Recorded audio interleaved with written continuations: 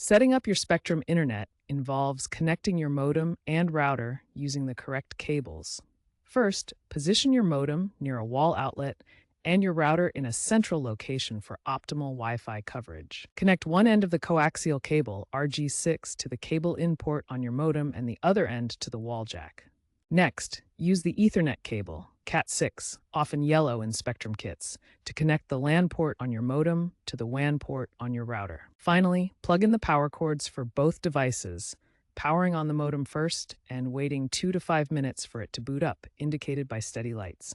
Then, power on the router. These connections are based on DOCSIS 3.1 4.0 standards, supporting speeds up to 1 Gbps or even 10 Gbps in gigabit areas.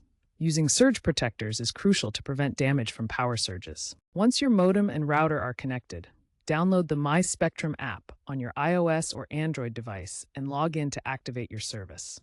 The app handles 90% of activations wirelessly, eliminating the need for phone support.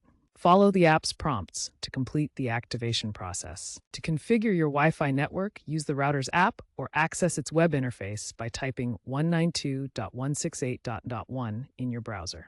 Set your desired network name and password. Spectrum's app can often auto-detect and configure these settings for you.